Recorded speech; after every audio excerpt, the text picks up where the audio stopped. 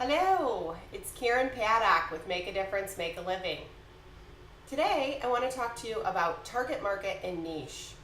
Exactly how to figure out what your target market should be, how to find out where you can locate them, and how to speak to them once you do locate them. I have 5 tips for you today with Marketing Mania Monday. I love Marketing Mania Monday because I get to share great tips with you about specific topics that will impact your business. So today, tip number 1 is to define your target market and niche.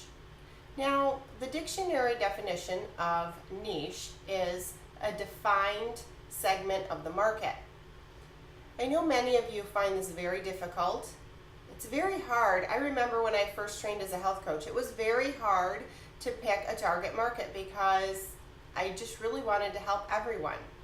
But the truth of the matter is that you will do a much better job at serving one market than you would if you were trying to serve many different markets. You cannot be all things to all people. So you have to really find the market that you're passionate about and that you feel in your heart are the people that you are meant to serve. So that's tip number 1. Tip number 2 is once you've defined who you want to help, you need to figure out what their specific needs are. Now, for today's example, I'm going to use a gluten-free lifestyle or gluten-free intolerance as the example of the person that I want to help. So if I wanted to find those people and figure out what they had to say, I would need to do some research, right? Well, we all need to do that research, and how we go about doing that actually is within my tip number 3. It's a little bit of a secret, but I'm going to share it with you today.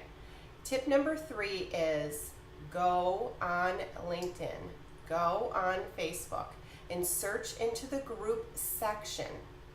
Type in, for this example, we're going to use gluten intolerance, gluten-free lifestyle. Type in many different combinations of that topic and find some groups that you are interested in. Now, for gluten-free, I have done this, and I found several groups with over 1,000 people in them. That's incredible. That is suddenly over 1,000 people that now become your audience, and you can become part of those groups. You just click the join button, and now you are a member. That's tip number 3. Tip number 4 is I want you to start interacting with those people. I want you to become a regular contributor within those groups. Comment and leave valuable information for the people that are struggling. Maybe you have personally lived this lifestyle and you have become gluten-free and you know how it feels and you've been there and you've done it, you've been successful, and now you are an expert. Ultimately, that's what you need and that's what you want for your business, is to establish yourself as an expert. So once you start speaking to them in those groups, in their love language, you're using the phrases that they're using, you're finding out what their deepest needs are, you are going to become the person that can fill those needs.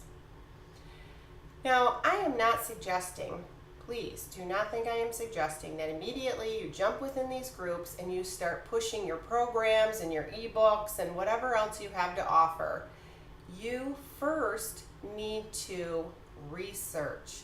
You need to sit back and be a contributor. You need to give some of that valuable information away that for free that you have in your head from your life experiences. It's imperative because once you start doing that, these people will start seeing your name regularly. They will start answering things or commenting on your comments, and you will become known as the expert. Now, tip number 5 is after you have built a relationship within the group, you've built some rapport with these people, then slowly I want you to start offering them things that will really to say this, it will alleviate their pain. So maybe you already have a program that's already developed. Maybe you'll be developing a program that will alleviate that pain. Whatever the case may be, you want to start slowly offering them things that will make their life better. Whether that's an ebook, a 6-month program, possibly a 3-month program even, some a la carte services that you offer. Maybe you even have a free teleseminar coming up that you could invite them to. Whatever the case may be, you're giving them valuable information, you're giving them the option to make their life better. And once you've established yourself as an expert, you've built rapport, you've built relationship, you will be the go-to person in that niche. So those are my 5 tips today, and I just want to quickly review them. Tip number 1, you need to pick a target market or niche. You need to hone in on one thing that you feel passionate about, one group that you're passionate about helping. Number 2, listen to what they need. When you start speaking to them with the phrases and the same words that they're using, they're going to love you. Absolutely love you.